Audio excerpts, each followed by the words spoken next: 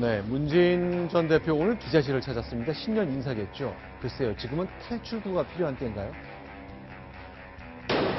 자, 이번 어떻습니까? 더불어민주당에서 보고서가 하나 나왔는데 이것 때문에 발칵 뒤집혔습니다. 개헌을 막아라, 이렇게 하는 것이 필요하다는 내용이 담겼는데 과연 무엇이 논란의 시작인지 얘기를 나눠보겠습니다. 구장 차장. 네. 오늘 문재인 대표가 기자실 찾았는데 어떻습니까? 더러 있었던 일인가요? 글쎄요, 이 대선 주자로서 기자실을 찾는 것은 좀 드문 일이고요. 아마 이제 어제 발표된 그 각종 여론조사에서 1위를 네. 달리는 것으로 나타났기 때문에 뭔가 좀 자신감을 회복하고 이 언론에게 이 자신의 어떤 그 뜻을 밝히기 위해서 이 기자실을 방문했다 이렇게 볼 수 있을 것 같습니다. 자, 그러나 이제 여러 곳에선 지금 이제 대선 주자 지지율 1위이기 때문에 어쩌면 당연한 모습 같습니다만 1위를 견제하는 일들이 계속 이어지고 있거든요. 이런 장면이 계속 보였습니다. 소개하겠습니다. 국민의당이 새누리당 비박과 함께 연대한다라는 부분은 호남민심하고는 어긋나는 일이기 때문에 그렇게 흘러가지 않을 것이라고 믿습니다. 윤 전 대표는 아직도 구태에서 벗어나지 못해서 지역주의를 부추기고 흑백 논리에 빠져 있는 것 같아 야당 버전 친박을 보는 듯해서 마음이 착잡하기 그지없습니다. 문재인 전 대표가 국면 대선에 국민의당과 함께 했으면 좋겠다 하는 얘기를 해서 제가 그런 일은 없을 거니까 내년부터 그런 얘기 하지 마라. 국민 패권 세력이 당을 장악하고 주하면서 세력이 떨어져 나가도록 지금도 야권 정세를 보완하지 못하고 있습니다. 더민주가 90년 야당 전통을 뿌려놓고 있다. 네, 대대로 1위 주자 늘 이제 맞으면서도 1위를 쭉 끌고 오는 그런 모습 많았거든요. 과거 수십 년의 선거가 계속 그랬는데 서영호 소장님 나오셨습니다. 이 장면을 어떻게 좀 해석해야 될까요? 지금 현재 부동의 1위를 계속 고수하고 있는 네. 문재인 전 대표에 대해서 여야를 막론하고 전체 대선 주자 그 급들이 모두 다 함께 그 반문재인 연대를 공동 전선을 펴는 모습을 보일 것 같고요. 특히 신년 여론조사에서 한 개 언론사를 제외하고 모든 언론사에서 네. 문재인 전 대표가 앞서다 보니까 그 반문재인 연대 전선이 개헌이라던가 여러 타입 네. 매개를 통해서 더욱더 가속화되고 있다라고 보시는 게 좋을 것 같습니다. 네. 그런데 이건 어떻습니까? 이 얘기 들으면 또 역시 문재인 대표 싫어할 것 같은데 뉴 DJP 연합이란 말을 했어요. 우리의 호남 중심의 국민의당은 반기문 전 사무총장과 함께 충청권과 손잡겠다.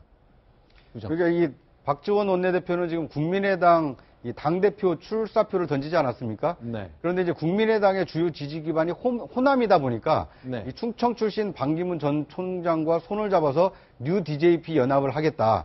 그런데 이 TK를 기반으로 하고 있는 개혁 보수신당과는 정체성이 많이 다르다라고 하면서 일정 정도 선을 그었는데요. 네. 어떻게 보면 이제 국민의당 제3당인 이 박지원 원내대표가 당대표의 출사표를 던지면서 네. 소당 정치를 좀 시작하고 있는 게 아닌가 하는 생각이 듭니다. 자, 그러나 어쨌건 문재인 전 대표로서는 1등 주자로 달리고 있기 때문에 여론조사는 그렇습니다. 그렇기 때문에 뭔가 바뀌는 게 제일 싫겠죠. 이대로 갔으면 제일 좋을 것 같은데요. 그래서 그런지 오늘 동아일보가 일면에 단독 보도한 그 내용, 그 보고서 때문에 야당은 발칵 뒤집혔습니다. 어떤 내용인지 좀 정리를 좀 해주십시오. 무슨 내용이 담겨 있었습니까? 네. 일단 그 보고서가 이건데요. 이걸 가져오셨군요. 네.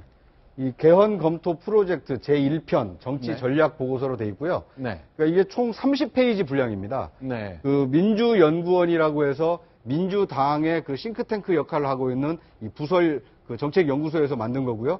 그러니까 제1편에서 보시면 알겠지만 이 2편이 지금 예고가 돼 있습니다. 그러니까 이 1월 말에는 이 개헌의 그 쟁점 보고서를 펴내겠다라고 이렇게 예고를 한 상태입니다. 그런데 이 보고서가 좀 문제가 되고 있는 것이요. 이 보고서 내용을 좀 들여다보시면 문재인과 비문재인 뭐 이렇게 지금 양분을 해놨거든요.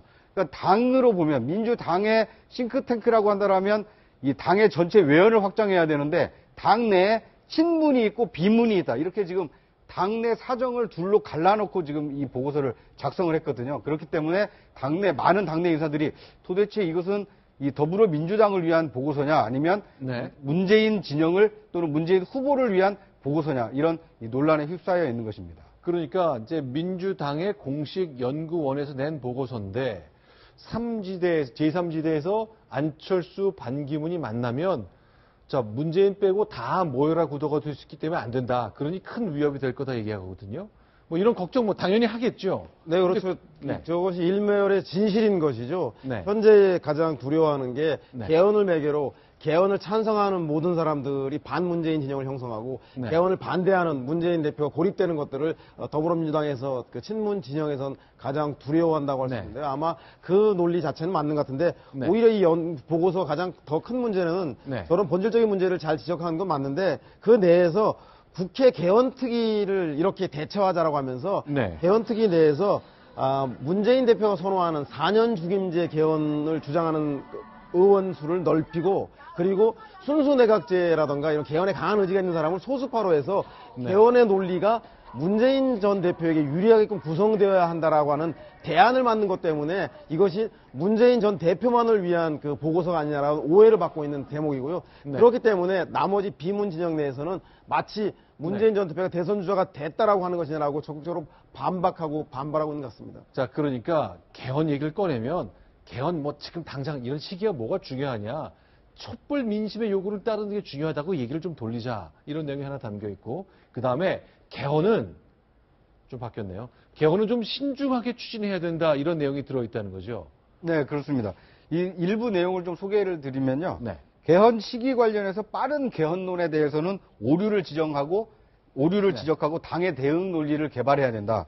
그러면서 분권형 대통령제에 대해서는 이 야합이다. 이렇게 비판을 해야 된다라고 좀 조언을 하고 있습니다. 자, 그런데요. 근데 궁금한 게 있습니다. 저도 이제 보고서 봤거든요. 지금 구자영 차장 갖고 나오신 보고서 첫 표지에 보면 이게 좀 헷갈리더라고요.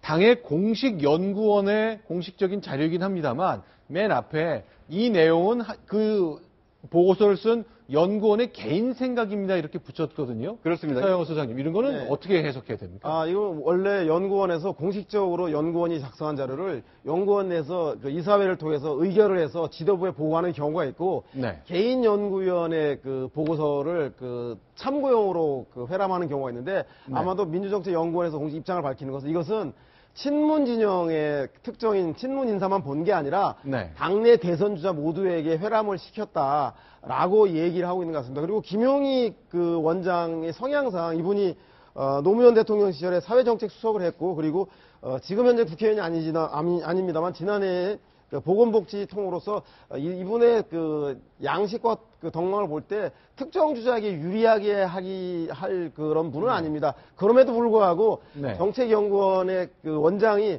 친문재인 인사로 분류되어 있기 때문에 이런 네. 보고서가 문재인 전 대표에게 유리하게 쓰여진다라고 하는 것들은 뭐 그 당내의 그 의심을 가질 만한 충분하니까요. 네. 이 보고서를 만들 때 보다 더 신중하고 객관적인 보고서가 돼야 될 거고 연구원 개인의 의견을 이렇게 내기보다는 이것이 지도부와 충분히 교감된 속에서 공식적인 보고서가 채택되었다라는 게 더 좋았지 않았나라는 따라서 당분간 현재 당 지도부 내에서 앞으로 경선을 앞두고 룰을 만들 네. 논의들이 산적한데 문재인 대표에게 유리한 편파적인 그 당 지도부다라고 하는 논란이 계속적으로 끊이지 않을 단초를 제공한 것은 틀림없는 사실인 것 같습니다. 그렇죠. 실제로 문재인 대표 얘기를 들어보면요. 대선 전에는 개헌 안 됩니다라는 얘기를 그동안 지속적으로 해왔는데 이 보고서 내용과 대체로 일치합니다.